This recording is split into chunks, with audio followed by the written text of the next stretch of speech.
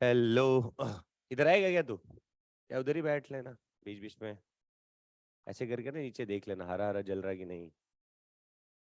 सही सब रिकॉर्ड हो रहा है, उसको दिख रहा होगा ना। ओके ठीक है चलो। ऑब्लिक कोलिजन, ठीक है वो बीच में है बार, वैसे यहां से मैं देख लूंगा, छोड़ो तुम नहीं भी मेहनत करोगे तो पता चल जाएगा, ठीक है।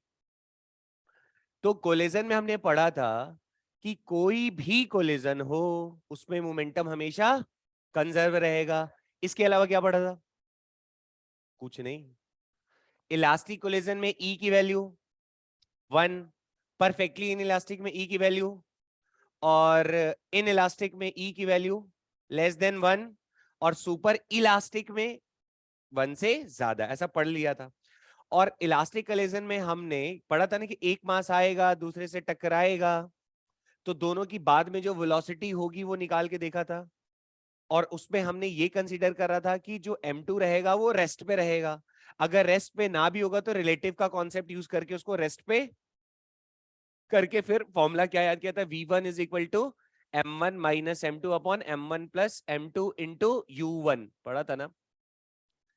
अब हम जो करने जा रहे हैं बच्चा, दैट इज ऑब्लिक कोलिजन, ठीक है।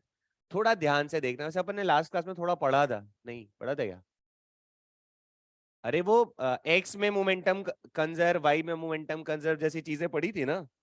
चलो देखो, थोड़ी बातें करते हैं। इसमें आई थिंक है क्या पीछे, अच्छा नहीं यही है, बढ़िया। ठीक देखो, थोड़ा समझते हैं इसको, ठीक है। ऑब्लिक कोलिजन में अब हम ना जो अपना पुराना नॉलेज है ना उसी का यूज करेंगे और रिजल्ट्स बनाएंगे, ताकि हमें थोड़ा कम याद करना पड़ेगा, ठीक है। इसको देखने का आपको तरीका थोड़ा सा बदलना पड़ेगा। क्या सीन है सर, जरा देखते हैं इसको।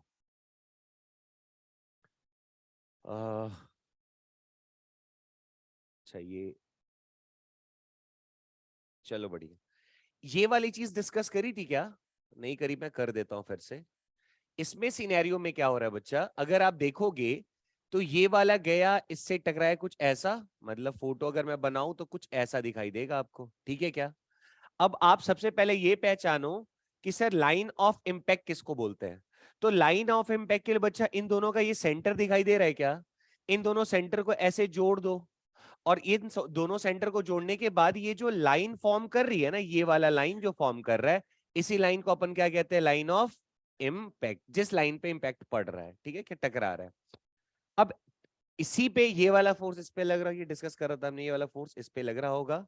तो अब इसकी वजह से क्या हुआ कि ये वाला ब्लॉक कुछ इधर चला गया है, ये वाला कुछ इधर चला गया है, ये कुछ एंगल अल्फा पे गया, ये कुछ एंगल बीटा पे गया, ठीक है क्या। तो इसमें आप क्या याद रखो, देखो, मोमेंटम इन एक्स को कंजर्व कर दो और मोमेंटम इन वाई को कंजर्व कर दो। मोमेंटम इन एक्स को कंजर्व करने का क्या मतलब है बच्चा, देखते जाओ। अरे v1 इधर है ना, ये था मान लो मास m1, और ये था मास मान लो m2, ठीक है, वही घिसा पिटा तरीका। कोई भी कोलिजन होगा मोमेंटम हमेशा कंजर्व रहता है। टकराने के बाद वाला, सॉरी टकराने से पहले का टोटल मोमेंटम और टकराने के बाद का टोटल मोमेंटम दोनों हमेशा बराबर रहेगा। बढ़िया। तो अब इसमें आपको पता है कि सर ये टकराने के बाद एक उधर जा रहा है एक इधर जा रहा है, मतलब ये 2D हो गया ना। इससे पहले जब हेड ऑन पढ़ते थे तो टकराया सीधा सीधा जाता था, पर इस बार क्या एक उधर जा रहा है एक उधर जा रहा है, मतलब एक इधर इधर। तो चलो इस v1 को बेटा तोड़ दो जरा। तो तुम बोलोगे सर आप इसको लिख दोगे v1 cos अल्फा, और इसको क्या लिख सकते बोलो, v1 sin अल्फा, लिख सकते हैं क्या। उसी तरह बच्चा अगर मैं आपसे कहूं कि इसको v2 को क्या लिख सकते हो, तो तुम बोलोगे सर इस तरफ आ जाएगा v2 cos बीटा, और इधर क्या आ जाएगा v2 sin बीटा, ठीक है। जब x के बारे में चर्चा होगा तो केवल x के बारे में बातें होंगी। तो आप मुझे बताओ x में m1 के पास बेटा शुरुआत में कितनी रफ्तार है u, तो क्या लिखूं x वाले डायरेक्शन में, तो तुम बोलोगे सर m1 इंटू यू लिख दो, लिख सकते हैं आराम से। प्लस m2 को बेटा हमने u2 को हमने m2 को किस में माना है, रेस्ट में, तो u2 को 0 लिख दो क्या। तो अगर ये रेस्ट में है, ऐसा कंडीशन लिया, मान लो अगर ये रेस्ट में है, तो क्या तुम ऐसे लिख सकते हो क्या, m2 इंटू 0 ऐसा कुछ। और मान लो अगर होता भी तो u2 लिख देते हैं, बट अभी अपन पढ़ने जा रहे हैं कि u2 को 0 मान के ही सॉल्व कर रहे हैं। और मैंने आपको बता रखा था इससे हमारा जो रिजल्ट आएगा ना वो थोड़ा आसान आएगा, याद है क्या। और जब m2 भी दौड़ेगा तो हमारे पास जुगाड़ है उसको बिठाने का, ठीक है। चलो बातें करते हैं। तो x में इतना हो गया टकराने से पहले वाला मोमेंटम, टकराने के बाद x में कितना मोमेंटम है ये बताओ।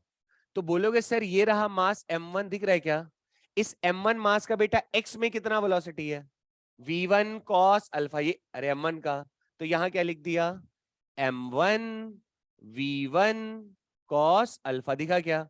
और इस m2 मास का बेटा x में कितना वेलोसिटी, v2 cos बीटा, तो इसको क्या आराम से लिख सकते हो, m2 v2 cos beta, equation number 1 बन गया क्या।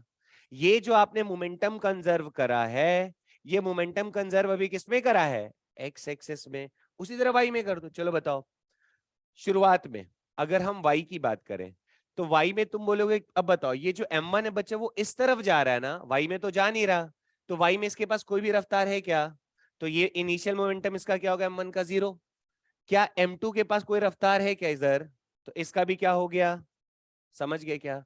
इसका बताओ, m1 के पास y में कोई वेलोसिटी है, तो क्या लिखा, m1 v1 sine alpha plus, देखो तो इस m2 मास के पास ये कौन था, m2, अच्छा है तो ये रहा m2, ठीक है। इस m2 भाई साहब के पास क्या y में कोई वेलोसिटी है, मोमेंटम का फॉर्म लेके तो मास इनटू वेलोसिटी वही करते जाओ, तो तुम यहां लिख सकते थे m2 into v2 sign beta. तो इस तरीके से इक्वेशन बनाया जा सकता है आराम से।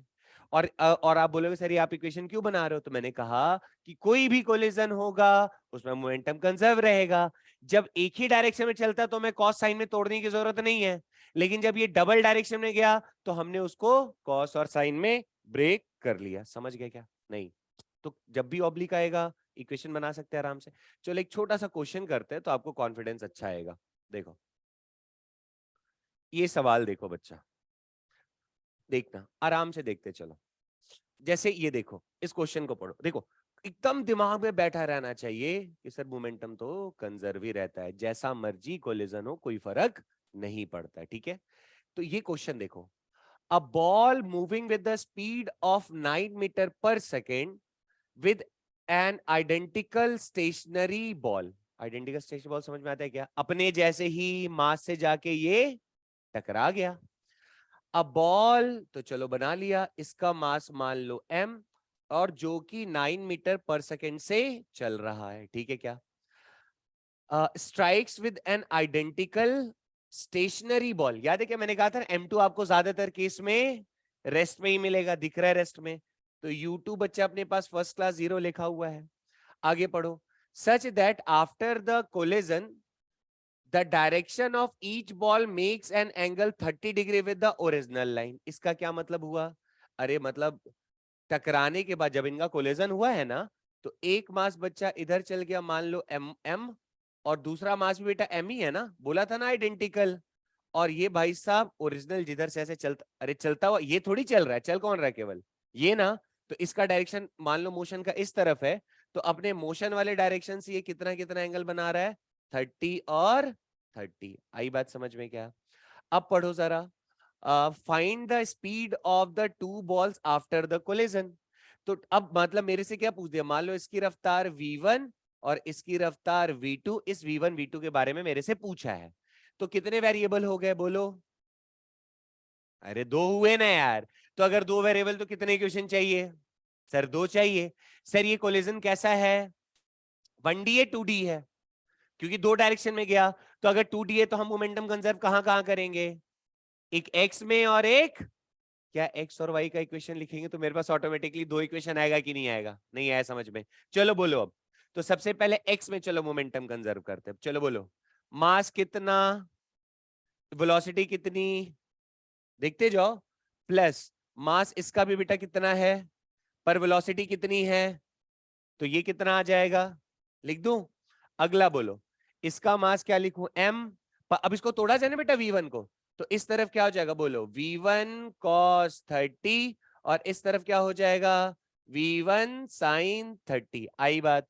दूसरा देखो, इसके लिए बोलो, देखो थोड़ा कॉन्फिडेंस रखो आराम से आएगा, सर 2D है मोमेंटम कंजर्व, 1D में तोड़ने की क्यों नहीं जरूरत पड़ी, सर वहां किसी एंगल पे तो जा ही नहीं रहा है, तो सीधा सीधा सॉल्व कर देते हैं, जहां एंगल दिखा तो एक बार x में कर देंगे और एक बार तो दो इक्वेशन भी मिल जाएगा। समझ गए क्या? चलो देखते हैं। तो सर इस V2 को तोड़ोगे तो इस तरफ क्या आएगा? V2, बोलते जाओ, याद हो जाएगा, cos 30, और ये वाला V2 sin 30। आया क्या समझ में? बढ़िया। चलो चेपते हैं। तो सर अच्छा इसका पुराना, अच्छा तो x वाले में बताओ, इस m1 मास के पास x में कितना वेलोसिटी? v1 cos 30। तो यहाँ m1 की जगह क्या लिख दूं? m, और यहाँ क्या लिख दूं बच्चा? v1 cos 30। आया क्या? नहीं। दूसरा बोलो, इसका मास भी कितना है? m, और वेलोसिटी कितना है इसके पास? अच्छा ये v2, अच्छा ये रहा v2 बोलते जाओ, v2 cos 30 लिख दिया क्या? तो ध्यान से देखो तो अपने पास क्या आ रहा है? 9m is equal to m into cos 30। बेटा कितना होता है? √3/2। अरे cos 30 √3/2 होता है ना। तो यहां लिखा v1 √3/2। आया क्या समझ में? प्लस ये v1 था, m v2, और ये भी क्या है बच्चा? cos 30। तो यहां भी क्या आ जाएगा? √3/2। दिखा क्या? तो ध्यान से देखो तो m m m कैंसिल होगा, तो आपके पास 9 is equal to v1 √3/2 plus v2 √3/2। ऐसा बनेगा क्या? ये 2 से 2 कैंसिल हो जाएगा। अबे गधो, ये v2 नाम लिखा हुआ है, तो ये 2 से 2 कैंसिल हो जाएगा। अरे हमारे गणितज्ञ हो, ये V2 है, V2 नाम लिखा हुआ है नहीं। चलो बढ़िया, एक इक्वेशन बना क्या? और यहाँ कितने वेरिएबल है सर? दो, एक V1 और एक V2। तो सॉल्व तो होगा नहीं, तो एक और इक्वेशन चाहिए। और इक्वेशन कैसा है? 1D है 2D है? सर 2D है, तो एक और इक्वेशन किसमें बना सकते हो आप? किसका? कंजर्वेशन ऑफ मोमेंटम का। चलो बनाते हैं, आ जाओ। बोलो, क्या ये मास y में चल रहा है कुछ? तो इनिशियल मोमेंटम इसका कितना हो गया? क्या ये रेस्ट पे था क्या? ये टकराने से पहले वाला y momentum is equal to, बोलो, m1 v1 साइन 30, नहीं दिखा, प्लस m2, तो m2 भी बेटा m ही है ना, तो मैं इसको mm ही लिखता हूं वरना कहीं कंफ्यूजियन आ जाओ तुम लोग। तो m इंटू v2 साइन 30। बेटा बताओ ये प्लस में होगा माइनस में होगा?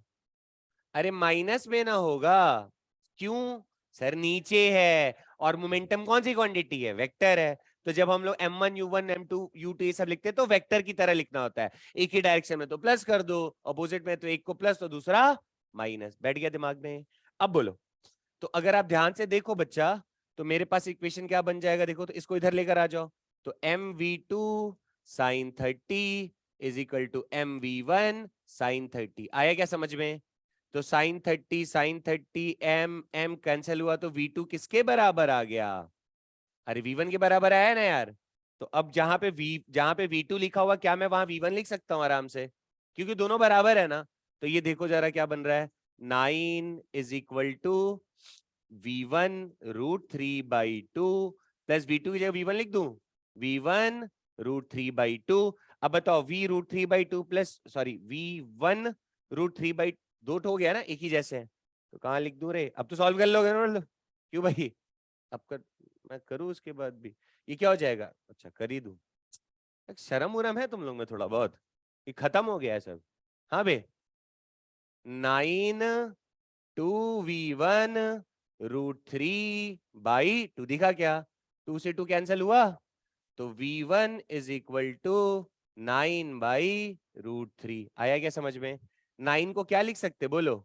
3 × √3 × √3 डिवाइडेड बाई √3। अरे अरे 9 √3 से √3 गया, 3 √3। देखो है आंसर में।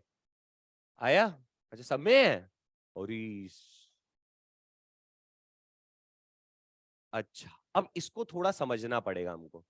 अभी मुझे नहीं पता है ना। क्या नहीं पता है? क्या यहाँ पे इलास्टिक लिखा हुआ था क्या?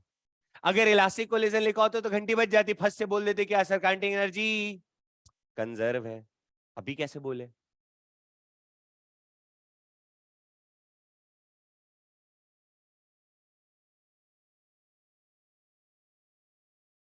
देखो दो तरीके हैं, ठीक।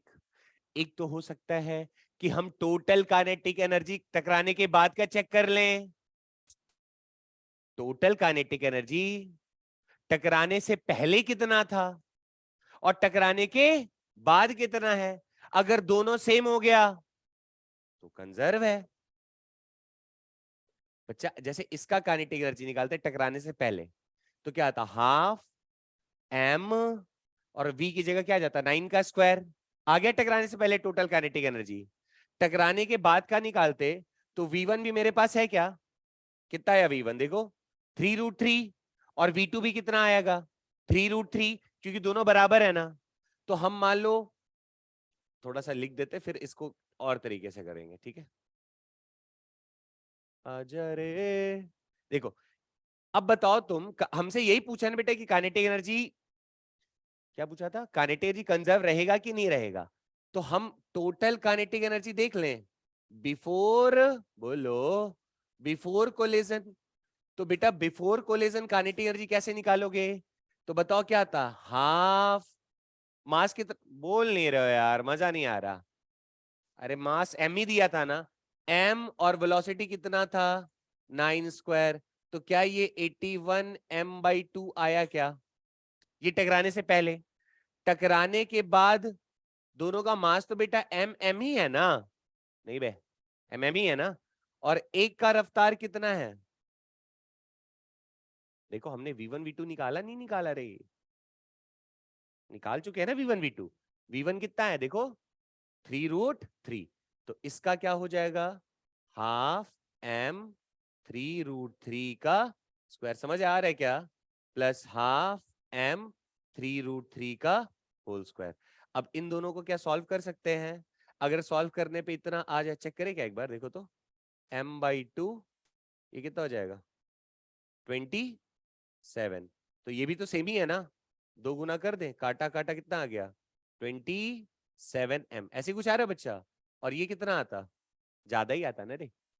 अरे 81 का आधा कितना हो जाएगा 40.5, नहीं समझे 40.5m आया क्या, अरे नहीं समझे। तो बताओ टकराने से पहले इतना था काइनेटिक एनर्जी, और टकराने के बाद कम हो गया ना, तो क्या काइनेटिक एनर्जी कंजर्व रहा क्या, पक्का नहीं रहा ना यार, ये भी नहीं आया। तो इसमें कौन सा दिमाग लगाना है, समझ गए। चलो तो हम लोग ना थोड़ा सा क्या सर कुछ ऐसा तरीका हो सकता है कि मैं बिना सॉल्व किए बता पाऊं कि काइनेटिक एनर्जी कंजर्व रहेगा कि नहीं रहेगा, सवाल समझ रहे हो। क्या समझ रहे हो बताओ फिर मुझे भी।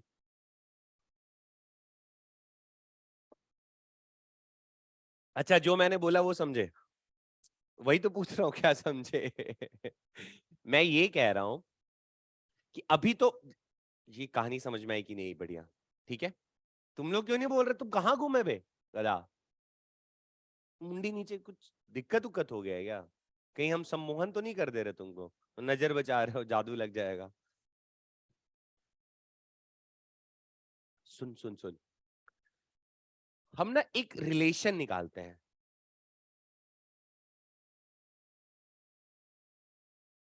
सुनो हम क्या जुगाड़ निकालते हैं। मैं ये सोच रहा हूं कि जैसे पिछले सवाल में ना, जिससे पहले क्वेश्चन करा, उसमें हमने देखा कि सर काइनेटिक एनर्जी कंजर्व नहीं रहेगा, नहीं कुछ ऐसा जुगाड़ निकालते हैं कि मैं देख के बता दूं कि काइनेटिक एनर्जी कंजर्व होगा कि नहीं होगा। तो उसके लिए मैं क्या करता हूं, एक आइडियल कंडीशन बनाता हूं, मतलब एक कंडीशन हम लोग ऐसा पढ़ लेते हैं जिसमें देखते हैं कि अगर काइनेटिक एनर्जी कंजर्व तो कंजर्व रहे। काइनेटिक एनर्जी कंजर्व कोलिजन में कब होता था, जब इलास्टिक कोलिजन होता था। तो अगर कभी ओब्लिक इलास्टिक कोलिजन हो, फिर से सुनो, अगर कभी ऑब्लिक इलास्टिक कोलिजन हो तो वहां पे काइनेटिक एनर्जी कंजर्व रहेगा। तो हम एक सिचुएशन बना के देखते हैं कि जब भी ओब्लिक इलास्टिक कोलिजन होगा तो उसका सिचुएशन क्या होगा। अब उस सिचुएशन को अगर बाकी जो भी हमारे पास कंडीशन रहेगा, उस सिचुएशन को अगर वो कंडीशन फुलफिल करेगा, तो अपन फट से बोल देंगे क्या, कि यहाँ पे काइनेटिक कंजर्व है, क्योंकि वो कैसा है, इलास्टिक ओब्लिक इलास्टिक कोलिजन का जो कंडीशन है उसको ये फुलफिल कर रहा है।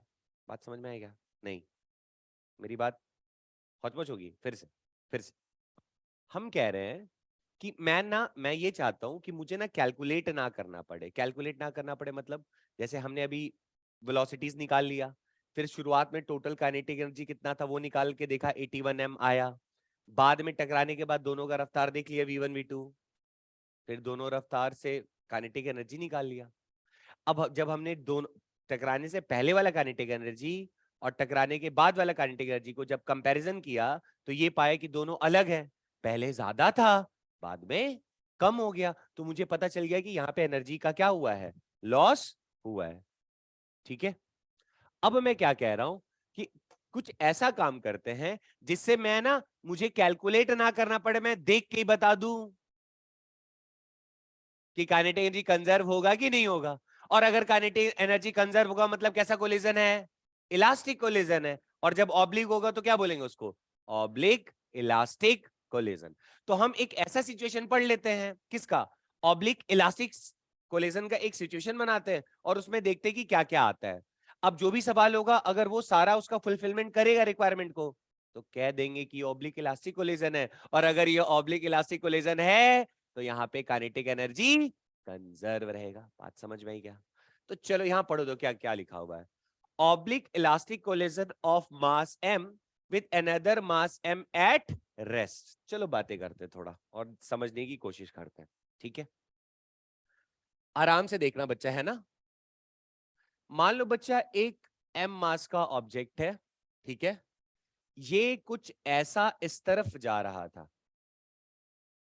देखो एक दूसरा मास है ऐसे यहां पे रखा हुआ, ये भी m, लेकिन ये जो है ना ये रेस्ट में है, इसकी रफ्तार 0। ठीक है, अब जब ये ऐसे जाएगा तो तुम्हें भी समझ में आ रहा है होगा शायद कि सर इनका ना ऐसे कुछ टक्कर होगा। बोलो, ऐसे होगा बढ़िया टक्कर। और बताओ लाइन ऑफ इम्पैक्ट अपन कैसे पहचानेंगे, तो कह दो सर दोनों सेंटर को जोड़ दो और इसी को हम क्या कहते हैं, लाइन ऑफ इम्पैक्ट। ये अंग्रेजी में समझ में आ रहा है, किस दिशा में उसको टक्कर लगा उसी को लाइन ऑफ इम्पैक्ट बोल रहे हैं। क्लियर है? अच्छा ओके, तो हम इस बार ये एज्यूम करें, देखो जरा क्या, इलास्टिक कोलिजन कहने का तात्पर्य ये कि बेटा ई की वैल्यू 1। अरे ये सब एजम्पशन कर रहे हैं ना, इसी के लिए पढ़ रहे हैं ना हम लोग अभी। E1 और सर U2 0, मतलब M2 किस में बच्चा, रेस्ट में। ठीक है क्या? अब हमने कहा कि जब इनका टक्कर हो जाएगा, जरा देखना, जब इनका टक्कर हो जाएगा तो मैंने कुछ ऐसा कहा कि सर एक जो मास होगा M1 वो V1 वेलोसिटी से इधर जाएगा और दूसरा एक मास होगा, मान लो इसको भी M ही ले लेते हैं, सेम लिया था, तो दूसरा जो मास होगा वो V2 वेलोसिटी से इधर जाएगा।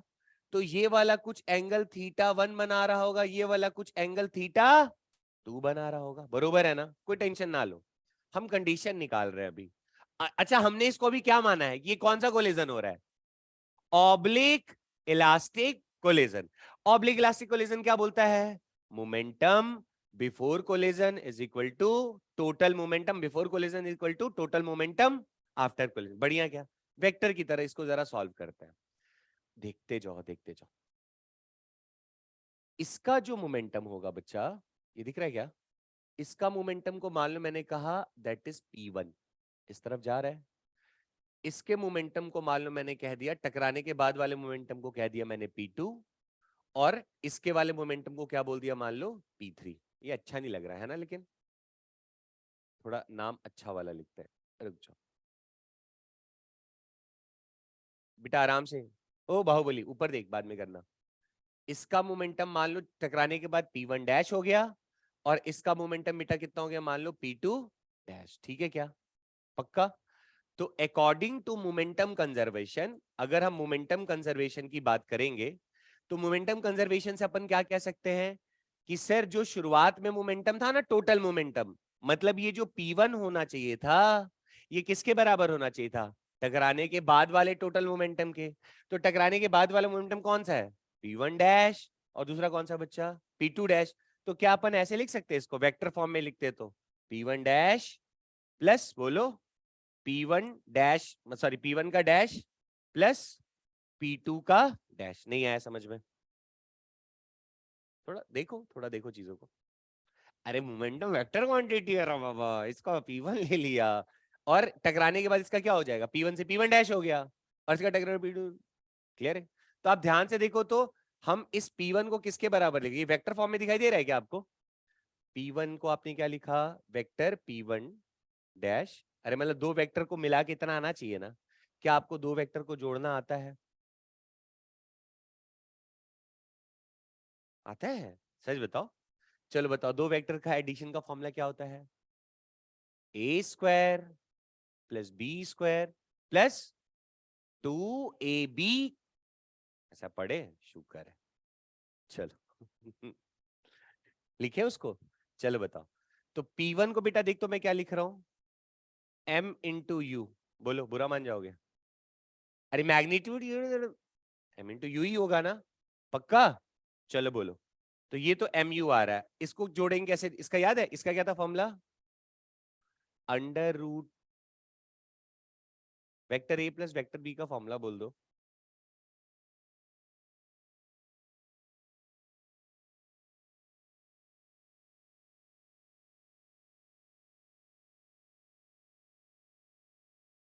Vector A plus vector B is equal to क्या होता है?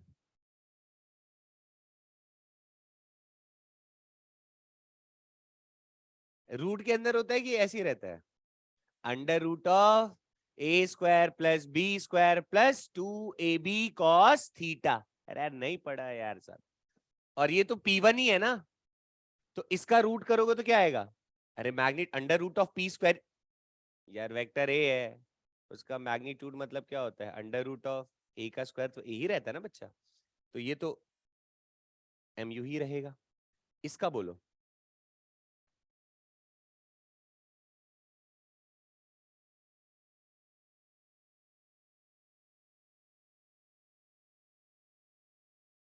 कैसे इसको सॉल्व करो?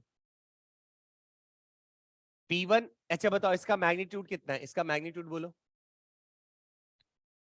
M1V1, अरे यही है ना यार। और ये क्या है? चलो M ही ले लेते हैं इसको, MV2, और ये MV1। ठीक है, करो सॉल्व, देखो क्या आ रहा है सिचुएशन।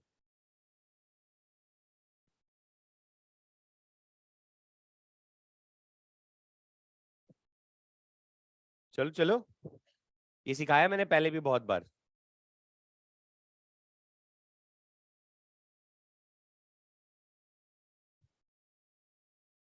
अरे दो वेक्टर को जोड़ना है, थोड़ा हाथ चलाओ।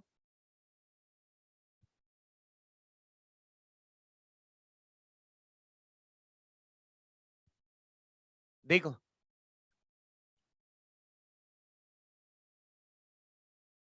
अरे देख बा, नहीं। आपको ये इक्वेशन समझ में आ रहा है क्या? ये P1 क्या है? इसका मोमेंटम P1 लिया था, इसका मोमेंटम मान लो P2 होता। तो P1 प्लस P2 करते तो टकराने से पहले वाला मोमेंटम आता ना। अब ये जीरो था तो नेट मोमेंटम किसके बराबर आ रहा है? P1 के बराबर ही आ रहा है। अब ठीक है? नहीं ठीक है? ठीक है।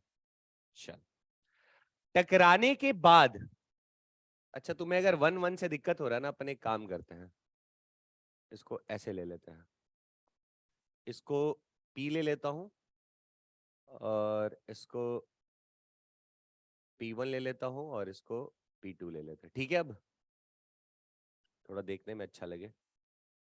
आ,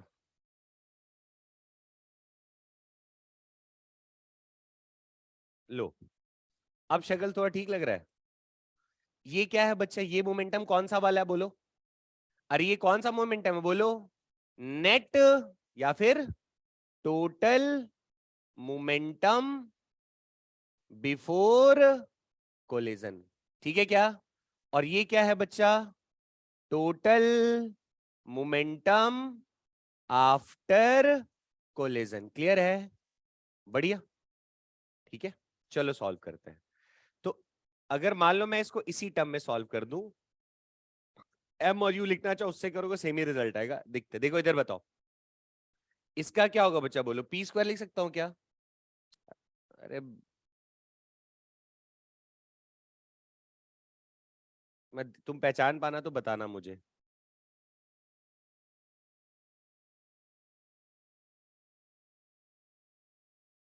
अब सोच के बताना।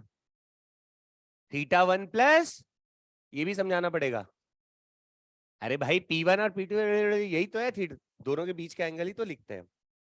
ठीक है, ये इक्वेशन बना क्या, ये पी स्क्वायर क्या है, अरे दोनों पे रूट रहता है, बता रूट लिखू क्या है उसको फिर से, अरे दोनों में रूट रहता ना यार, कैंसिल। ठीक है क्या, पक्का।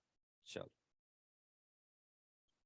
ये क्योंकि ये क्या है, टकराने से पहले वाला, तो ये भी रूट क्या मैग्नीट्यूड, इसका रूट, इसका मैग्नीट्यूड किसमें होता है, रूट, दोनों तरफ रूट रूट कैंसिल, ये रिजल्ट आता है। अच्छा चलो इसको मान लेते हैं इक्वेशन नंबर 1। अभी अपन क्या पढ़ रहे हैं बच्चा, हमने इसको क्या ये कैसे लिखा है, मैंने इसको इलास्टिक ऑब्लिक इलास्टिक कोलिजन मान के लिखा है। तो ऑब्लिक इलास्टिक कोलिजन बेटा काइनेटिक एनर्जी भी कंजर्व रहता है। चलो बोलो काइनेटिक एनर्जी का एक्सप्रेशन बोलो, मोमेंटम के टर्म में काइनेटिक एनर्जी का फॉर्मूला क्या होता है, p²/2। मेरे प्यारे बच्चों kinetic energy is equal to half mv²। तो काइनेटिक एनर्जी m से मल्टीप्लाई m से डिवाइड करेंगे तो p²/2m होगा। तो p इज इक्वल टू लिख सकते हो, क्या लिखोगे बोलो, sorry k is equal to क्या लिख सकते हैं बताओ, p²/2m लिख सकते हैं ना यार, वही चेपो यहाँ पे, चेप सकते हैं। तो इनिशियल काइनेटिक देखो, यहाँ पे काइनेटिक एनर्जी भी कंजर्व रहेगा कि नहीं रहेगा, तो इनिशियल काइनेटिक एनर्जी की जगह देखो उधर क्या लिखते हैं, p², नहीं आया, ठीक है। ये कौन सा एनर्जी है, टोटल काइनेटिक एनर्जी। अरे टकराने से पहले बच्चा इसके पास काइनेटिक एनर्जी कितना होगा, p²/2m। अरे ये कौन हुआ यार काइनेटिक एनर्जी, और इसके पास काइनेटिक एनर्जी कितना होगा, 0, क्योंकि रुका हुआ था, तो दोनों को जोड़ेंगे तो p²/2m ही आएगा ना, वही लिख दिया, इज इक्वल टू इसका काइनेटिक एनर्जी बोलो बेटा, तो क्या बोलोगे सर, p1²/2m। अरे कुछ समझे क्या, और इसका बोलोगे तो क्या बोलोगे बोलो, p2²/2m। आया क्या समझ में, तो ये 2m से ये 2m कैंसिल हो जाएगा, अरे कॉमन लेके इसे उड़ा दो, तो देखो तो तुम्हारे पास p² का वैल्यू क्या आ रहा है, तो तुम बोलोगे सर p² इक्वल टू आ रहा है p1² प्लस p2²। देखो आया क्या, इसको इक्वेशन नंबर 2 बोल रहा हूं। अब जरा 1 और 2 को देखो तो क्या कर सकते हैं अपन, यहाँ क्या लिखा हुआ पढ़ो तो p², और यहाँ देखो क्या लिखा हुआ p1² प्लस p2²। तो जहां जो तुम्हारे पास p1² प्लस p2² आ रखा है, इसकी वैल्यू किसके बराबर है, p² के बराबर है। तो जहां पे अब देखो उसको कैसे लिख सकते हो, क्या मैं p² इज इक्वल टू इन दोनों की जगह केवल p² लिख सकता हूँ, +2p1p2 cos θ1 प्लस θ2। आया क्या समझ में, ध्यान से देखो बेटा, तो ये p² कैंसिल होगा, तो इसको मैं यहां सॉल्व कर रहा हूं, ठीक है। तो जरा देखो तो क्या बन रहा है, ये 2p उधर 0, अरे ये उधर जाके माइनस होगा तो 0 हो जाएगा ना, अरे p² माइनस p² 0 होगा। तो अब जब 2p1p2 उधर जाके 0 से डिवाइड होगा तो भी कितना आएगा आंसर, 0 आएगा। तो क्या फायदा हुआ sir, cos θ1 plus θ2 is equal to कितना आ गया बोलो तो, 0 आया। अब बताओ cos की वैल्यू 0 कब होती है, जब ये वाला एंगल किसके बराबर हो जाए 90, तभी तो 0 आएगा ना। तो सर यहां से हमारे पास एक मस्त चीज निकल के आ गई, कोई पहचान पाएगा क्या मस्त निकल के आया, थीटा, एक सेकेंड, हेलो हेलो, हाँ कॉल करता हूँ थोड़ी देर बाद। चलो देखो, तो अगर थीटा 90 डिग्री आया बच्चा, तो दिमाग में क्या बैठना चाहिए, ये थीटा 90 कब आ रहा है, अरे ये वाला जो काइनेटिक एनर्जी आपने कंजर्व किया, क्या ये यही तो प्रूफ करता है ना कि ये कोलिजन कैसा है, अरे इलास्टिक कोलिजन, इलास्टिक कोलिजन में ही तो काइनेटिक एनर्जी कंजर्व रहता है। और जब तुमने काइनेटिक एनर्जी को कंजर्व किया तब तो मेरे पास आया कि cos θ1 plus cos θ2 equal to कितना आ रहा है, 90 डिग्री आ रहा है। यानी कि कभी भी ऑब्लिक इलास्टिक कोलिजन होगा तो जब दो मासेस ऐसे जाएंगे ना दो डायरेक्शन में, और दोनों के बीच में अगर एंगल कितना होगा 90 डिग्री, तो हमें सॉल्व करने की जरूरत नहीं, अपन सीधा बोल सकते कि वो कैसा कोलिजन है, इलास्टिक कोलिजन। नहीं समझे फिर से, हमने बच्चों पहला मोमेंटम कंजर्व करा, दूसरा हमने किसको कंजर्व करा, यहाँ पे काइनेटिक एनर्जी, देखो काइनेटिक एनर्जी कंजर्व करा। जब काइनेटिक एनर्जी को कंजर्व करा तब तो ये सिचुएशन आया, और इसको उठा के जब यहां रखे हैं तब ना जाके cos θ1 प्लस cos θ2 किसके बराबर आया, 0 के बराबर आया। तो हमने कहा कि θ1 प्लस θ2 अगर 90 डिग्री के बराबर हो जाए, θ1 प्लस θ2 अगर 90 डिग्री के बराबर हो जाएगा, तब ये कॉस की वैल्यू कितनी आएगी? 90 डिग्री रे। अरे कॉस θ1 प्लस θ2 जब 90 डिग्री रखोगे तब तो 0 आएगा ना। तो कितने पे? 90 डिग्री पे ना। तो अब यहां से दिमाग में ये आया कि सर कभी भी अगर इलास्टिक कोलिजन होगा, कौन सा कोलिजन होगा? Oblique elastic collision. तो जब दो मासेस ऐसे जाएंगे ना छितरा के, और दोनों के बीच में अगर एंगल कितना बन रहा होगा? 90 डिग्री। तो हमें सॉल्व करने की जरूरत है, हम सीधा कह सकते हैं कि ये कैसा कोलिजन है? Oblique elastic collision. और जैसी अगर ऑब्लिक इलास्टिक कोलिजन नहीं है तो इनइलास्टिक होगा, वहां पे काइनेटिक एनर्जी कंजर्व नहीं होगा। तो जो अभी तुरंत इससे पहले हमने सवाल करा, इधर आ जाओ, यहां पे दोनों के बीच में कितना एंगल है बोलो? 30, और दोनों को जोड़ो कितना आएगा? क्या इन दोनों के बीच में 90 डिग्री एंगल बन रहा है? तो अगर 90 डिग्री एंगल नहीं बन रहा है, इसका मतलब ये इलास्टिक कोलिजन है ही नहीं। और जब इलास्टिक कोलिजन नहीं है तो सर वहां काइनेटिक एनर्जी कंजर्व नहीं रहेगा। अगर आपसे बोला है कि एक मास गया, दूसरे मास से टकराया और 40 डिग्री पे चला गया, तो अब पूछा हमसे कि भैया दूसरे मास को कितने डिग्री पे जाना चाहिए कि इलास्टिक कोलिजन हो? 50 पे। एक 10 डिग्री पे गया तो दूसरे को कितना पे जाना पड़ेगा ताकि वो इलास्टिक कोलिजन होगा? समझ गए क्या? पक्का? क्योंकि हमने उसी के लिए कंडीशन बनाया ना। तो जैसे ही हमारा क्या सेम हो जाए, मासेस अगर सेम है, एक ऑब्जेक्ट रेस्ट, दो मासेस, दोनों मासेस सेम हो, ध्यान से, दोनों मासेस सेम हो, एक रेस्ट पे हो और एक चल रहा हो, तो ये इससे टकराए और टकराने के बाद दोनों अगर आपस में 90 डिग्री का एंगल बनाएंगे तो हम उस कोलिजन को क्या बोलेंगे? इलास्टिक। और अगर 90 डिग्री नहीं बना तो सीधा कह देंगे इन इलास्टिक है। और इन इलास्टिक है तो काइनेटिक एनर्जी कंजर्व नहीं होगा। आ गया क्या? बढ़िया बाहुबली। तो हम अब देख, ये वाला स्टेप बच जाता ना यार, काइनेटिक एनर्जी वाला जो अलग से किए, 30 देख के पहले ही। अब देखो जब हम सॉल्व करने जा रहे होते तो पहले ही इसको हटा दिए होते, कौन सा बे? यस वाला ये, और ये तो गायब हो जाता ना ऑप्शन से। अरे ये ऐसे ही गायब हुआ। और एक को सॉल्व करो तो क्या आया? जैसे 3√3 देखा, इस पे टिक मार के खत्म कर दिया। ठीक है। देखो आया क्या समझ में बढ़िया से? अब एक और तरीका सीखते हैं। सर ये तो आपने इलास्टिक की कंडीशन पढ़ा दी, इन इलास्टिक नहीं हो सकता है? अरे हो सकता है यार, क्यों नहीं हो सकता है ना? सर कैसे डील करेंगे उसको? अच्छा, इन्हीं सब सवालों को ना एक और तरीके से कर सकते हैं। देखो अभी तो जैसे आपको मैं थोड़ा अच्छा तरीका सिखाता हूँ, थोड़ा टफ कॉम्प्लिकेट लगेगा। देखो V1, जब हम यहाँ पे, इधर देखो बच्चों, आराम से देखते जाओ वरना समझ में नहीं आएगा। यहाँ पे देखो तो V1 V2 के लिए दो इक्वेशन बनाए थे ना?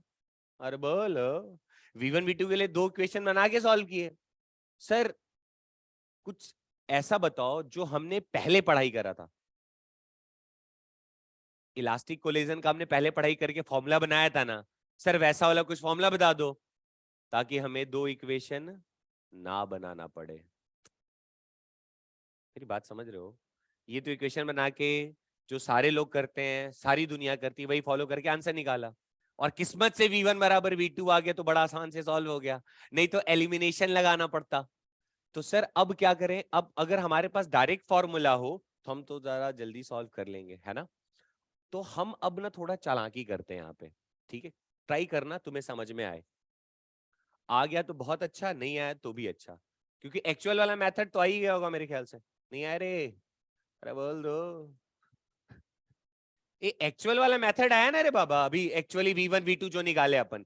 अब अपन ना दिमाग इस पे लगा रहे हैं कि सर थोड़ा ना मतलब समझ रहे हो क्या?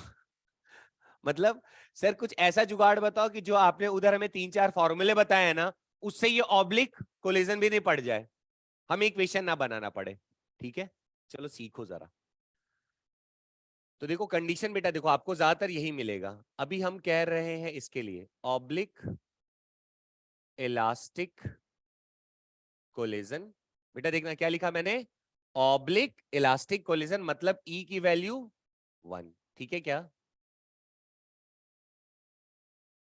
ठीक। और कंडीशन क्या रख रखा बच्चा कि M1 के पास u वेलोसिटी है और जो M2 है वो किस में है? रेस्ट में। हम फॉर्मूला डायरेक्ट बनाना चाहते हैं, मतलब समझ रहे हो, वो दो इक्वेशन बना के नहीं सॉल्व करना चाहते, कैसे चाहते हैं, फॉर्मूला लिखें और याद हो जाए। और फॉर्मूला सर अगर पहले वाले से मिलता जुलता रहे तो और मजे आ जाए। क्यों बे, जो हमने V1 का फॉर्मूला याद किया था, इलास्टिक कोलिजन में V1 का फॉर्मूला याद किया था ना, पर वो कौन सा कोलिजन था, हेड ऑन। उसी तरह सर ऑब्लिक कोलिजन में भी इलास्टिक का एक फॉर्मूला आ जाए तो काम बन जाएगा, और वो वैसे ही दिखता हो तो और काम बन जाएगा। तो उसको वैसे ही बनाने की कोशिश करते हैं। ठीक, देखो जरा, क्या हमारे पास घिसा पिटा मेथड आ चुका है, मोमेंटम एक्स में कंजर्व कर दो, मोमेंटम वाई में कंजर्व, लेकिन हम उससे नहीं करेंगे, हम कुछ और दिमाग लगाएंगे। आ जाओ, सीखना, स्टेप्स देखते जाओ बारी बारी से, तो आपको बहुत अच्छे से समझ में आ जाएगा। मैंने कहा मान लो बचवा, और थोड़ा एनर्जी लेवल हाई रहना चाहिए तो मजा आएगा, और बोलना हाँ ना, जो भी ना है तुरंत टोकना वरना दिक्कत होगा। m1 जो है मान लो इस तरफ u वेलोसिटी से जा रहा है, ठीक, अच्छा, अब सीन समझो, ये ऐसे जा रहा है, और रास्ते में भाई साहब ये यहाँ पे कुछ ऐसे m2 पड़ा हुआ है, समझे। और ये हमने क्या बोला कि सर u2 किस में है, रेस्ट में, ये रेस्ट में है, तो सर इन दोनों का होगा अब टक्कर। ठीक है, हमने कहा चलो टक्कर करा देते हैं। तो जैसे ही टक्कर हुआ तो सबसे पहला स्टेप तो तुम ये याद रखना, सर दोनों के सेंटर को जोड़ दो और इसको कह दो लाइन ऑफ इम्पैक्ट। समझ गए, ये स्टेप रटा गया क्या, कैसे फॉलो करना है, बहुत बढ़िया। अब जरा सीन समझो, ये जो आपको v की u वाली रफ्तार दिख रही है ना, ये डायरेक्शन किसकी है बच्चा, डायरेक्शन ऑफ इनिशियल वेलोसिटी। तो डायरेक्शन ऑफ इनिशियल वेलोसिटी इस तरफ है, और ये लाइन कौन सा है, लाइन ऑफ इंपैक्ट। तो आप क्या करो, ध्यान से देखते जाओ, आप क्या करो, अब बताओ, इस लाइन ऑफ इंपैक्ट और जो इनिशियल वेलोसिटी की डायरेक्शन है उनको ड्रॉ कर दो। तो इनिशियल वेलोसिटी की डायरेक्शन बच्चा ये है कुछ ऐसा, पकड़ते जाओ चीजों को, पकड़ लिया। मान लो मैंने ऐसे कह दिया कि लाइन ऑफ इंपैक्ट और इनिशियल वेलोसिटी के बीच में कुछ एंगल बन रहा है थीटा। क्या मैंने आप लोग को प्रोजेक्टाइल नामक चिड़िया पढ़ाई थी, प्रोजेक्टाइल में हमने कहा था कि ज्यादा दिमाग मत लगाओ, एक मोशन एक्स में देख लो, एक मोशन, जब एक्स को सॉल्व करो तो केवल एक्स को देख लो, और जब एक्स को देखेंगे तो एक्स पूरा एक्स प्रोजेक्टाइल में क्या बन जाता था, 1D बन जाता था। अरे यार भूल गए, किसी एंगल, इसे नहीं, किसी एंगल थीटा से फेंको, तो यू का कॉस थीटा इधर, यू का साइन थीटा इधर, तो जब इधर वाले को सॉल्व करते थे तो इक्वेशन ऑफ मोशन 1D वाला सब इधर लगाते थे ना, इनिशियल वेलोसिटी यू का, या इधर वाले सॉल्व करते थे तो इनिशियल वेलोसिटी क्या लेते थे, यू का साइन थीटा, सब। तो इधर वाले को 1D बना के सॉल्व कर लिया, इधर वाले को 1D बना के सॉल्व कर लिया, तो समझ में आएगा पक्का। यहाँ पे भी वही चालाकी, देखो थोड़ा समझने में हो सकता है कि कॉम्प्लिकेटेड टाइप से लगेगा थोड़ी देर के लिए, लेकिन फिर आसान हो जाएगा, थोड़ा देखो। अब हम इसको कैसे तोड़ेंगे जरा देखते जाओ आप, और थोड़ा फील लेने की कोशिश करना आराम से। देखो मैंने कहा बेटा ये इससे आगे टकरा तो इसका यू का डायरेक्शन इधर है, अब मुझे अब इस यू के बेटा दो पार्ट कर दो, कितने पार्ट कर दो, क्यों, रास्ते में कुर्सी पड़ा हुआ है ऐसे, और हम ऐसे जा रहे थे सीधा अपना बढ़िया, समझ रहे हो क्या, और ये भाई साहब मेरे से टकरा गए, तो मेरी वेलोसिटी का एक पार्ट जो होगा वही इसको धक्का लगाया होगा उधर की तरफ, अरे नहीं समझ रहे, उधर गया होगा ना, तो क्या मेरे यू ने लगाया होगा या यू का किसी पार्ट ने लगाया होगा, यू के किसी पार्ट ने लगाया होगा, नहीं समझे। मैं से चल रहा हूं, इधर आ रहे, जल्दी आना इधर, निपटाएंगे नहीं तेरे को, फोटो में आ जाएगा, हीरो बन जाएगा, गौर से देखो इस चेहरे को इधर इधर इधर, अरे इधर देखो इधर, यूट्यूब में डालेंगे रे तुमको, चलो देखो इधर इधर इधर इधर, अरे सुनो, ये ऐसे है बच्चा, ये रेस्ट में है ना, इसकी कोई औकात नहीं है, अरे उस सेंस में नहीं बोल रहा, मतलब समझ गया ना, बैठा हुआ बेचारा।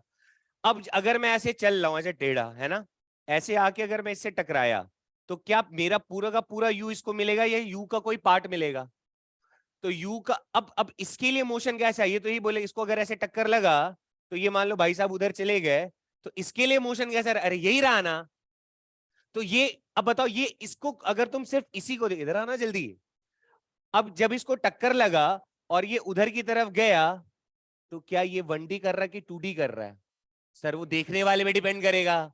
अगर तुम इसी लाइन पे देखोगे, बोलोगे इसे चला गया, वनडी कर लिया, अरे नहीं बोल सकते ऐसा, चल जा बैठ, अब सीख।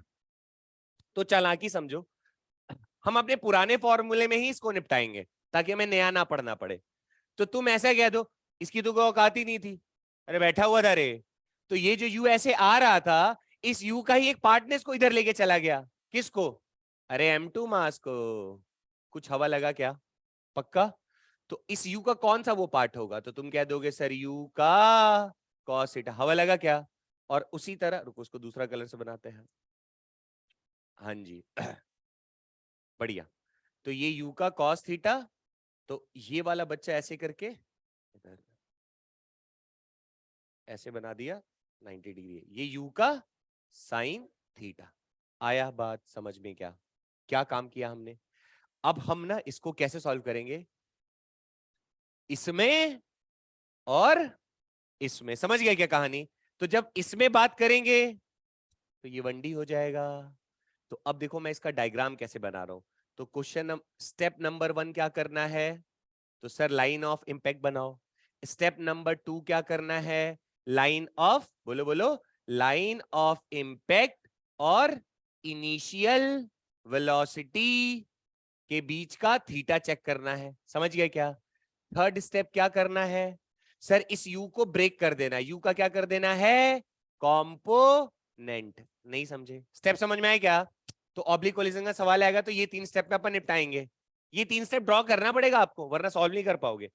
तो अब बताओ, अब देखो सिनेरियो में कैसा बना रहा हूं, देखना। अब देखो जरा, हम इसको सिचुएशन बनाते हैं। मैंने कहा अब देखो मैं इसको कैसे बोलने वाला हूं।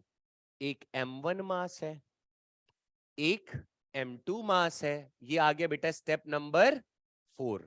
आराम से देखते हो, सब समझ में आएगा। तो स्टेप नंबर 1 में अब हम कहेंगे कि M1 के पास u वेलोसिटी नहीं है एक्चुअल में। इस M1 के पास सर 2 वेलोसिटी है, एक u का और एक u का। नहीं समझे? फिर से अब हम इसको u नहीं बोलेंगे, हम क्या बोलेंगे? ये मास M1, ये मास M2। आराम से दिखते जाओ। इस M1 का अब ये u को गायब कर दो। अब किस पे तुमको देखना है? एक इस पे देखना है और इस पे देखना है। नहीं समझे? हम अपना तरीका ही देखने का नजरिया बदल दिए। सर हम इस पे और इस पे देखेंगे अब। तो अगर इस पे देखेंगे तो जो M1 है, उस M1 के पास सर 2 रफ्तार है। इस वाले पे u का cos थीटा है और इस वाले पे u का। तो ये जो लाइन ऑफ इफेक्ट वाला लाइन है ना, इसी को उठा के मैं ऐसे रख रहा हूं। ये जो लाइन ऑफ इम्पैक्ट वाला लाइन है ना, और ये ऐसे है ना अंधेरा, नहीं ये तो कोई और करता था ना, किल्विश, छोड़ो। अच्छा तो ये वाला लाइन और ये वाला लाइन को ही उठा के मैंने ऐसे रख दिया, इमेजिन करो। समझ गए क्या? तो तुम अगर इसको देखते तो अब M1 के पास कितनी रफ्तार बोलते, बोलो।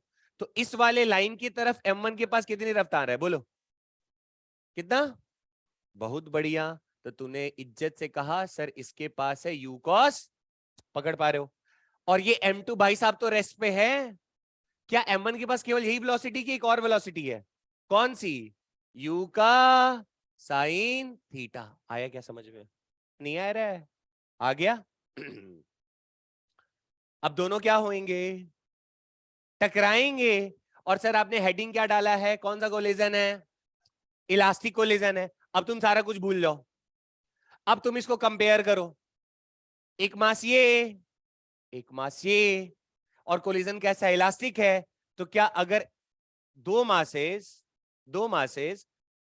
ये रुका हुआ है और ये चल रहा है और इलास्टिक कोलिजन हो रहा है, तो टकराने के बाद दोनों का वेलोसिटी v1 v2 होगा। ये बात हमें पता है। नहीं, अरे भैया दोनों टकराएंगे। टकराने के बाद ये M1 के बाद कितनी वेलोसिटी v1, और M2 के पास कितनी वेलोसिटी? क्या तुमने इलास्टिक कोलिजन में अरे अब ये 1D बन गया ना बच्चा, अब ये 2D कहां रहा? जब केवल एक ही लाइन को देख रहे हैं तो ये 1D बन गया ना। पकड़ पाए क्या? तो क्या मेरे पास इसका फॉर्मूला है v1 v2 का? क्या है बोलो? बोलो बोलो। चलो मैं इधर लिखता हूँ, इधर लिखता हूँ। इधर आ जाओ, इधर आ जाओ, इधर इधर इधर, रुक जाओ रुक जाओ रुक जाओ। ये M1, आराम से बच्चों, ये M2।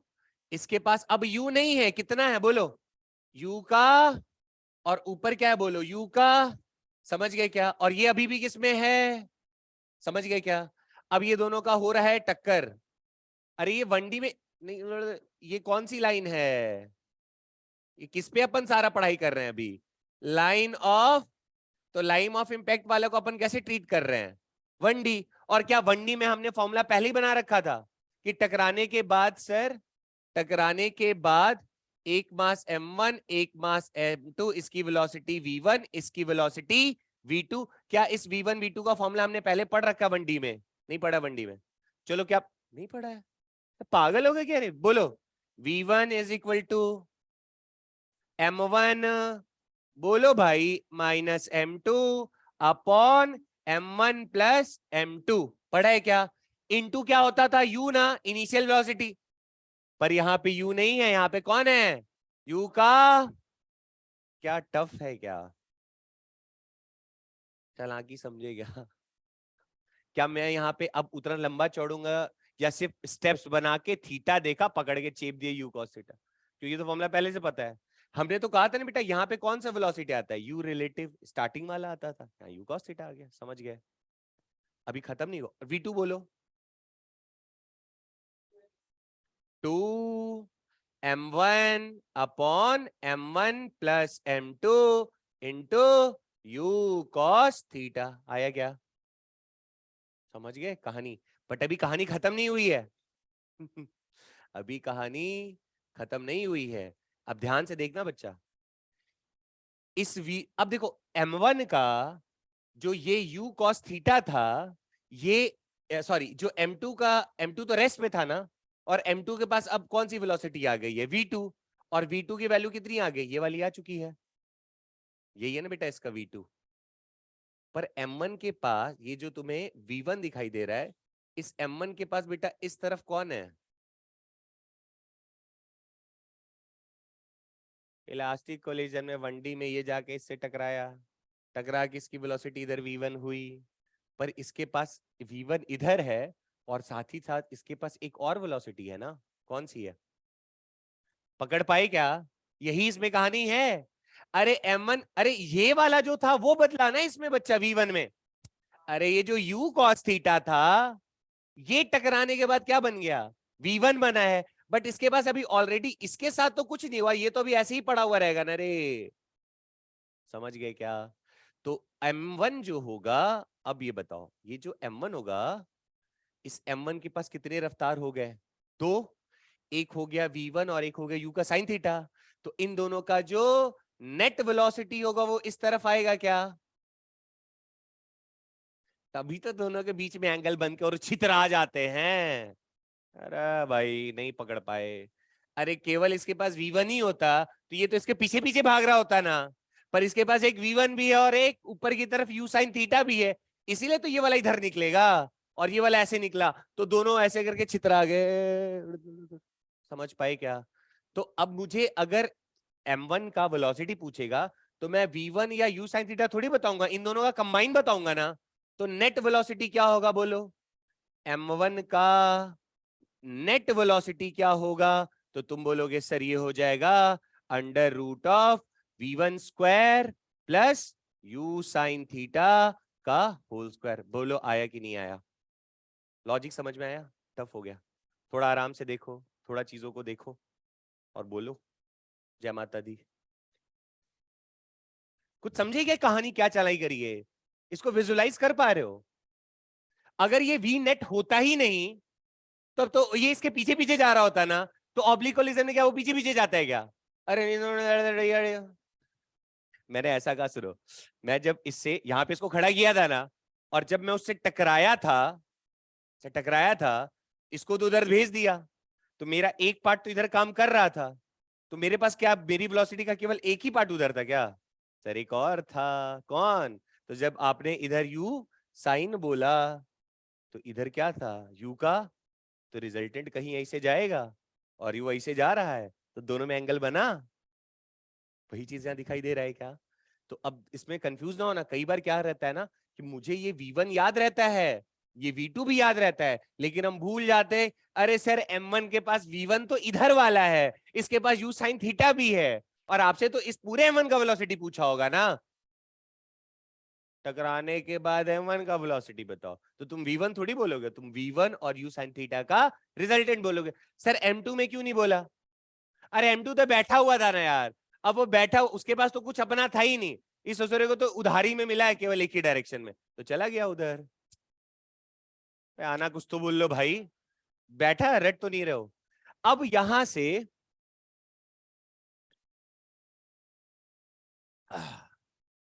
तो इस तरीके से हम लोगों ने ऑब्लिक इलास्टिक कोलिजन पे थोड़ी पीएचडी कर डाली, क्यों है? अच्छा, इन इलास्टिक होगा बच्चा तो अपन को फर्क पड़ता है क्या? फॉर्मूला हमारे पास अब आ चुका है, अब हमारे साथ वो क्या मजाक करेगा? इन इलास्टिक का सवाल देगा और क्या करेगा मजाक में? तो अगर इन इलास्टिक का रहता तो क्या यहां पे E टाइम्स m2 आ जाएगा? क्या हमने इलास्टिक कोलिजन में एक जनरल फॉर्मूला बनाया था? यही वाला बनाया था। इन इलास्टिक वाले में यहां पे कौन आ जाएगा? केवल E टाइम्स m2। यहां कौन आ जाएगा? 1 + E। पागल हो गए सब क्या? इन इलास्टिक कोलिजन पढ़े थे, वहां पे क्या E टाइम्स m2 आता था, और यहाँ 2 वाले की जगह क्या जाता था? 1 + E आता था, और E की वैल्यू मुझे दी हुई होगी। तो सेम सिचुएशन के साथ सॉल्व किया जा सकता है, जो प्रोसेस अभी चल रहा है वही चलेगा।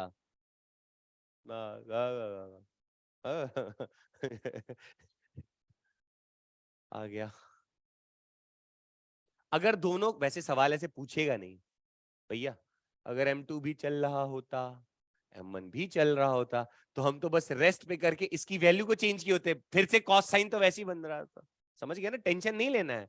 और ज्यादा ज्यादा ई की वैल्यू दी हुई होगी, इन इलास्टिक बोलेगा, इतना टफ आएगा नहीं। मान लो अगर दिया भी हो, तो हमें तो केवल सर ध्यान से देखो तो पहला वाला यहाँ पे बस चेंजेस क्या है सर, एक यू का पहले यू यू रटा था, यहाँ क्या आ गया? केवल यू का कॉस थीटा।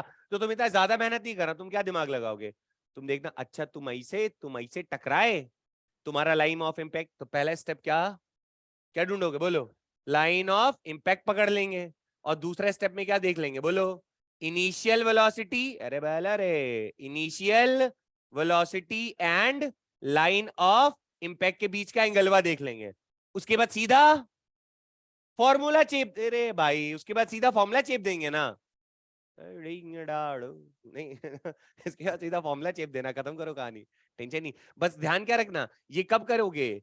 जब ई की वैल्यू, तो ये वाला फॉर्मूला यूज करना। अगर मान लो इन इलास्टिक भैया जी हैं, ई इज लेस देन 1 है, तब तो हम टेंशन में पागल हो जाएंगे। पागल हो जाओगे क्या चीज?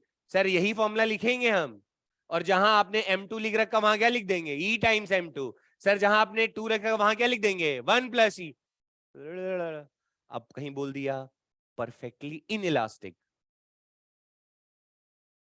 क्या तो दोनों चिपक गए थे, ई जीरो हो जाएगा। अरे ई जीरो फिर से यू कॉस इटा, यही समझ गए क्या? तो हमें केवल पहले वाले में मेहनत करना, बाकी तो कॉपी पेस्ट है। आ गया?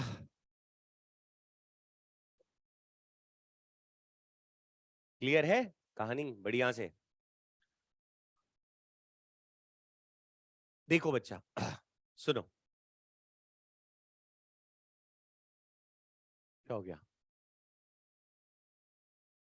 अब सुनो, तो क्या ऑब्लिक कोलिजन में हमने कुछ नया नहीं पढ़ा? अगर आप जरा सा अपने आप को आराम देके इस पे थोड़ी मेहनत करके सोचोगे, तो अपन ने नया नहीं पढ़ा। हमने इलास्टिक वाले देखो तो चेंज क्या, केवल यू की जगह यू कॉस थीटा आ गया है, और जो m1 का वेलोसिटी था वहां पे केवल v1 नहीं, v1 के सर पे एक u साइन थीटा बैठा हुआ आएगा।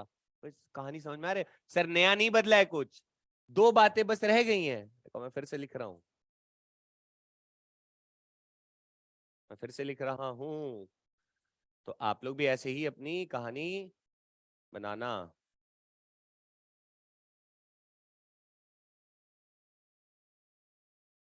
हाँ, मैंने आप लोग अपनी ड्राइंग कॉपी दिखाई थी। हाँ, अरे आर्ट कॉपी ड्राइंग कॉपी कहा कहते हैं? चलो चलो चलो, सुनो सुनो। तो सर इसमें ना चेंजेस कुछ आया ही नहीं, फिर से मैं रिपीट कर रहा हूं। हमें क्या क्या दिमाग में नहीं रखना है, सॉरी क्या क्या रखना है? तो सर जो फॉर्मूला था यहाँ पे एक ध्यान में किसको रखना है? यू का कॉस थीटा, और ये जो सर एंगलवा भैया है वो इनिशियल वेलोसिटी और लाइन ऑफ इम्पैक्ट वाला का देखना है। ये समझ गया ना, स्टेप दिखते जो आराम से। और क्या हमसे गड़बड़ी हो सकता है सर, वो जो m1 होगा ना, फॉर्मूला से सर v1 आएगा, पर इसको मत भूल जाइएगा कि यहाँ पे एक u का साइन थीटा, समझ गए क्या, इसको मत भूल जाना। तो इसका हम v1 या u साइन थीटा नहीं बोलेंगे, क्या बोलेंगे सर, v नेट निकालना पड़ेगा, under root of v1 square plus u sine theta का होल स्क्वायर। बैठ गया क्या दिमाग में बढ़िया से? क्या m2 के साथ भी ऐसा होगा? नहीं ना, अरे ये रेस्ट पे एक ही तरफ जा रहा था ना। इस पे तो सर मस्त v2 वाला फॉर्मूला लगा देंगे, 2m1 upon m1 plus m2 into u cos theta रे बचवा, समझ गए क्या? तो ये जो हमने लिखा है किसके लिए लिखा है ये सारा, जब इलास्टिक है, कैसा है बच्चा, इलास्टिक मतलब e की वैल्यू 1 के लिए। तो सर हमें कोई फर्क नहीं पड़ता, आप मत दो ना, आप इन इलास्टिक बोल दो, आप क्या कह दो, इन इलास्टिक। और ये सिचुएशन में हमने M2 को किस में रखा था, रेस्ट में, और M2 को रेस्ट में ना भी रखा तो भी फर्क पड़ने वाला नहीं है, वो पहले ही दिन तो पढ़ चुके थे। ऑब्लिक वाले में भी दौड़ा होगा तो उसको भी रोक देंगे, वैसे देगा नहीं रे उतना, है ना, वो आता वाता नहीं, पागल थोड़ी बैठा हुआ है कि बैठ के तुम यही करते रहोगे, बट फिर भी कॉन्फिडेंस के लिए। दूसरा सर इन इलास्टिक दे दिया, अरे मतलब E लेस देन 1 होगा, तो सर जो अभी अभी जितने फॉर्मूले पढ़े थे 1D वाला वो पकड़ के चेप देंगे, समझ गए क्या, दिमाग में रहेगा। चलो अब सिनेरियो समझना, देखो ये जो सवाल है ये कोलिजन का नहीं है, बात समझ रहे हो, ये जो क्वेश्चन हम करने जा रहे हैं ये क्वेश्चंस कोलिजन के नहीं है। बढ़िया।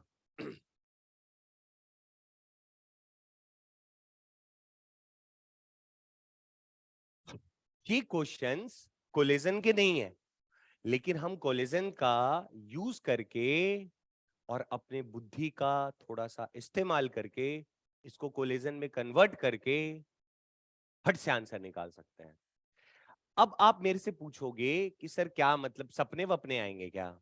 आप ध्यान दो, तो मैं जब भी कोई भी टॉपिक पढ़ाता हूं तो उसको मैं यही कहता हूं कि ये यहां के लिए नहीं है, पूरी फिजिक्स के लिए वैलिड है। अब अगर पूरी फिजिक्स के लिए वैलिड है तो तुम्हें बस ये दिमाग में रखना होता है कि ये चीज यहां पढ़ा रहे हो तो काहे पढ़ा रहे हो, अब काहे की सिचुएशन है, अब वो सिचुएशन जब भी आएगी वो वाली बात लग जाएगी, चाहे चैप्टर कोई भी हो। क्यों भाई, अगर हम पढ़ते हैं इक्वेशन ऑफ मोशन तो वो कब पढ़ते थे, जब सर कुछ चलता है, एक्सलेशन कांस्टेंट होता है। तो अब वो चैप्टर लॉज वाला हो, वर्क वाला हो, जो मर्जी हो, हमने देखा ऑब्जेक्ट चलता हुआ और एक्सेलरेशन है कांस्टेंट, तो सर हम इक्वेशन ऑफ मोशन लगाएंगे ही लगाएंगे। क्यों भाई, सर हमने देखा गोलम गोल, तो एक पढ़ा सर्कुलर मोशन, सर्कुलर मोशन में सर हमने एक बार सीख लिया कि अगर गोल घूमता है तो सेंट्रीपिटल फोर्स लगता है। अब वो कोई भी चैप्टर हो, कोई गोल घूमता हुआ दिखेगा तो दिमाग में घंटी बजनी चाहिए, कहीं देख तो लें, कहीं ये सेंट्रीपिटल से तो सॉल्व नहीं हो रहा है। बातें समझ में आ रही है क्या? क्यों है, कोलिजन में क्या सीखा तुमने? हमने चैप्टर पढ़ लिया, फॉर्मूला बना लिया, मैं तुमने बोला तुमने सीखा क्या, क्या वहां पे सीख रहे थे अपन? अबे सीखे क्या, मत कहना सर क्वेश्चन बनाना सीखा। हाँ जी भाई, तुमने सीखा क्या? पहले दिन कोलिजन को हमने कैसे समझा था बताओ? हमने जो कैरेक्टराइज करा था इलास्टिक इन इलास्टिक, किस बेसिस पे किया था? हाँ, टकराने के बाद के प्रोसेस, उसको हमने अच्छे से समझा था, याद है क्या? दो ऑब्जेक्ट आ रहा है, बोलो बे, या हो सकता है दोनों ही तरफ जा रहा हो, पीछे वाला तेज चल रहा हो, तो हमने क्या पढ़ा था, दो ऑब्जेक्ट सर आता है, टकराता है, क्या होता है, डिफॉर्म्ड होता है, डिफॉर्म्ड होने के बाद वापस रीफॉर्म्ड होता है। अगर पूरा पूरा रीफॉर्म्ड हो गया तो इलास्टिक कोलिजन कहलाएगा, काइनेटिक एनर्जी का कोई लॉस नहीं होगा। समझ गए? तो इस केस में हमने कहा था कि मोमेंटम कंजर्व रहेगा। क्यों भाई कहा था? और मोमेंट, और वैसे तो सब में मोमेंटम कंजर्व है तो अपन पहले पढ़ चुके हैं।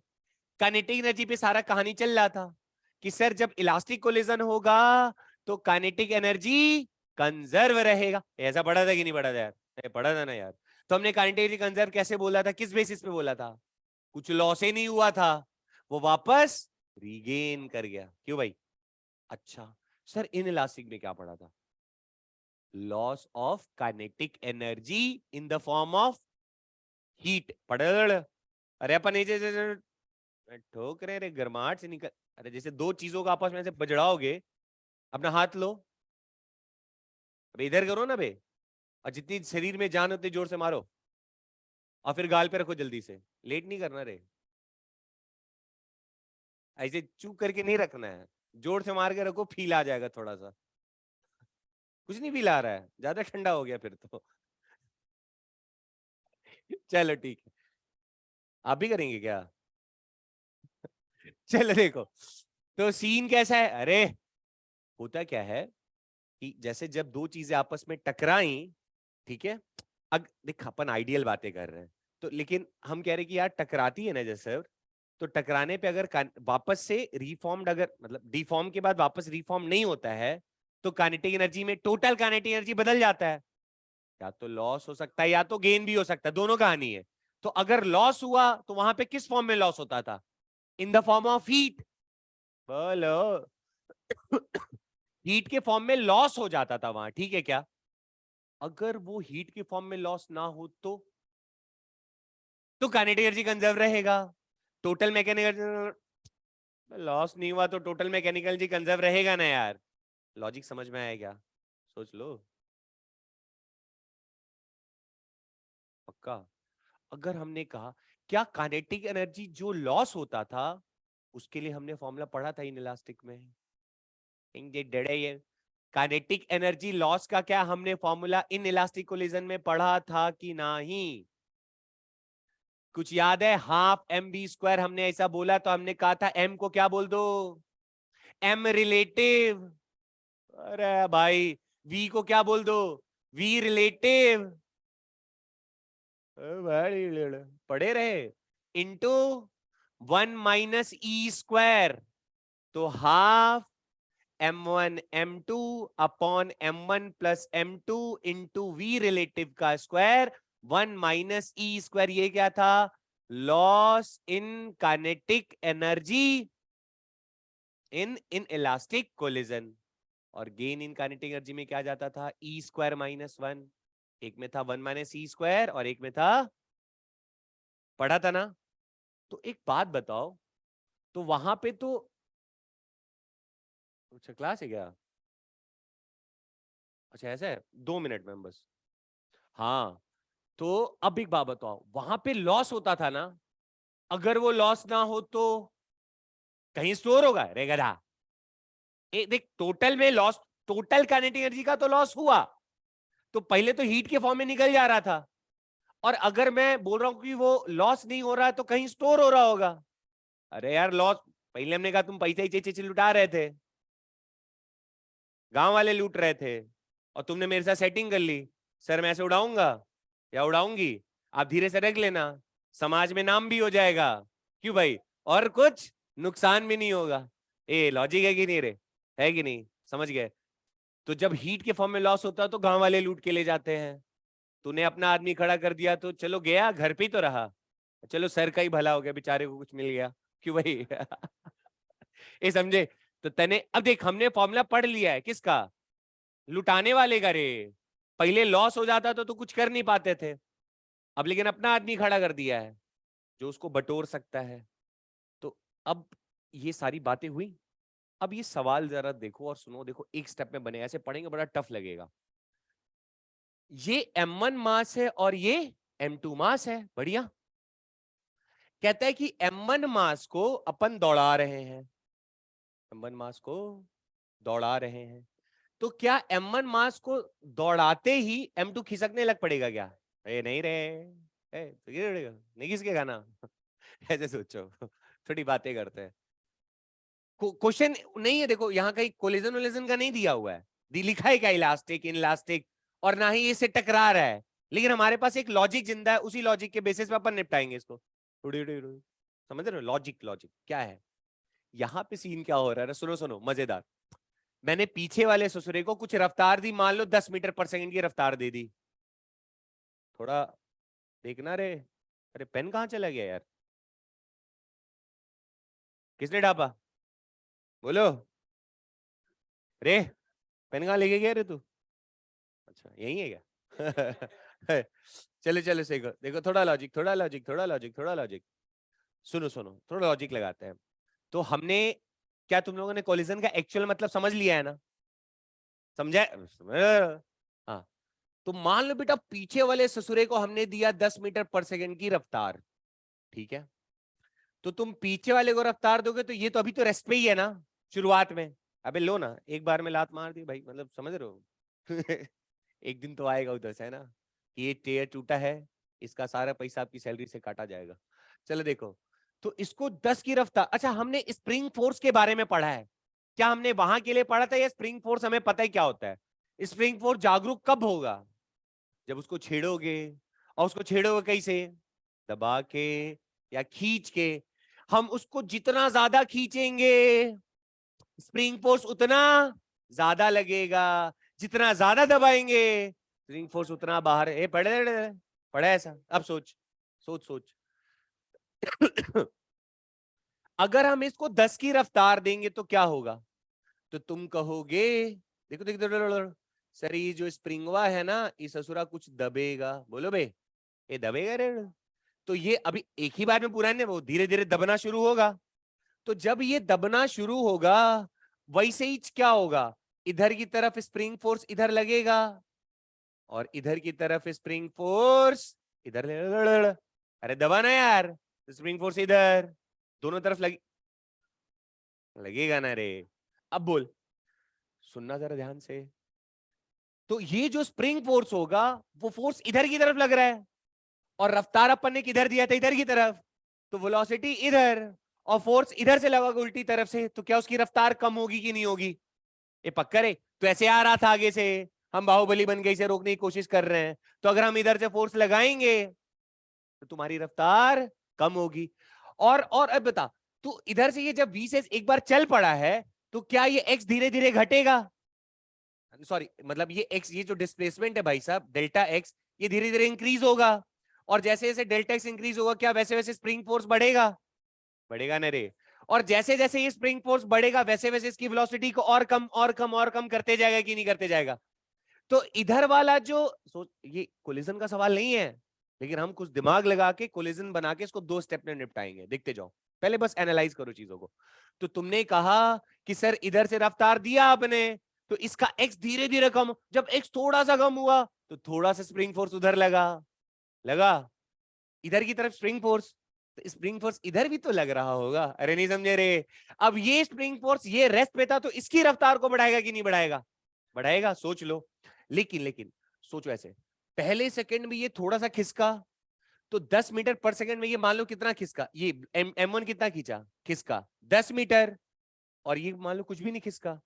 अब मैं कह रहा हूं कि जब ये x कम हो रहा होगा तो एक फोर्स डेवलप हुआ स्प्रिंग फोर्स जो उधर की तरफ लग रहा होगा, तो मान लो उसने इसकी रफ्तार कितनी कर दी, 10 मीटर पर सेकंड से कितना कर दिया, 9 मीटर पर सेकंड, तो इस वाले स्प्रिंग फोर्स ने अगर इसकी रफ्तार को 1 मीटर पर सेकंड कम किया है तो ये वाला इसकी रफ्तार को 1 मीटर पर सेकंड बढ़ाएगा, ये समझे कि नहीं समझे, एक्स और कम हुआ तो स्प्रिंग फोर्स और बढ़ा, तो अब ये इसकी रफ्तार 10 से 9 से कितनी हो जाएगी, 8, तो इसकी कितनी हो जाएगी, तो कौन ज्यादा चल रहा है, अभी भी पीछे वाला ही ज्यादा चल रहा है ना यार, क्योंकि ये 1 सेकंड में 8 चलता है और ये 1 सेकंड में अब कितना चल रहा है, 2 ही चल रहा है, तुमने और एक्स कम करा, और एक्स कम हुआ, स्प्रिंग फोर्स और बढ़ा, तो स्प्रिंग फोर्स ने इसको 8 से कितना कर दिया, 7, और इसको कितना कर दिया, 3, तो अभी भी ज्यादा कौन चल रहा है, पीछे वाला ही चल रहा है, फिर 7 से कितना हुआ, 6, और ये कितना हुआ, 4, 4 हुआ कि नहीं हुआ, सोच लो, लेकिन अभी भी पीछे वाला क्या हो रहा है, ज्यादा चल रहा है,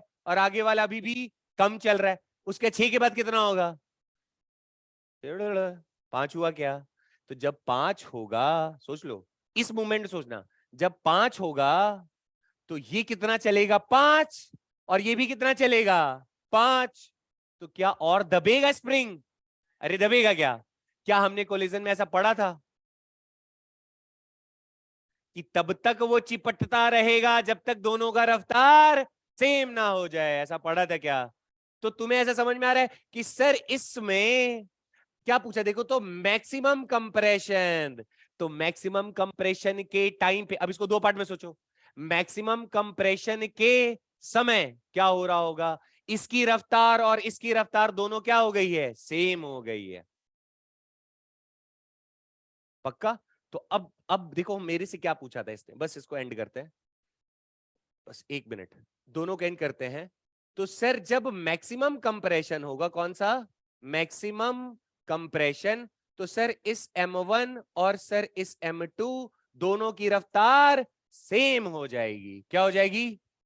तो अगर दोनों की रफ्तार सेम हो गई, तो अब मुझे वो वाला कोलिजन बताओ आप जिसमें रफ्तार सेम हो जाती थी। कौन से कोलिजन में? कौन सा कोलिजन था इसमें दो ऑब्जेक्ट आए, टकराए और साथ हो लिए? कौन सा था? Perfectly inelastic. कैसे पहचाने? अरे अरे अरे, उस मूवमेंट के लिए बाद में खुलेगा, उसके बारे में कल चर्चा करेंगे। पर तुम्हें इतना समझ, सर ऐसे आया आया आया आया आया आया, उसके दोनों साथ चले उस टाइम में मैक्स, तो उसको पोजीशन 1 और इसको पोजीशन 2 बोलूं, तो क्या पोजीशन 1 और पोजीशन 2 के बीच में तुम्हें परफेक्टली इनइलास्टिक पाया जा रहा है? नहीं पाया जा रहा है रे।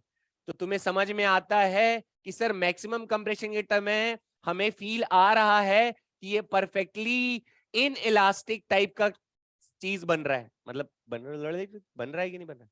अब बताओ, perfectly perfectly in elastic collision में काइनेटिक एनर्जी का लॉस क्या होता था? मैक्सिमम फॉर्मूला क्या था? परफेक्टली इन इलास्टिक कोलिजन में लॉस इन काइनेटिक एनर्जी का फॉर्मूला क्या था? वहां लॉस होता था, यहां लॉस नहीं हुआ है, यहां पे स्टोर हो गया किसके अंदर? स्प्रिंग के अंदर। परफेक्टली इन इलास्टिक कोलिजन में बच्चा काइनेटिक एनर्जी का क्या होता था? लॉस। और ये किसके बराबर था? ई की वैल्यू 0 रे। Half M1 M2 upon M1 plus M2 into v relative का। अरे यार, इसका वेलोसिटी कितना मान लो दिए थे इसको u, तो u माइनस 0 क्या रह जाएगा बच्चा? अरे u स्क्वायर ही रहेगा ना। और क्या था? 1 माइनस ई स्क्वायर।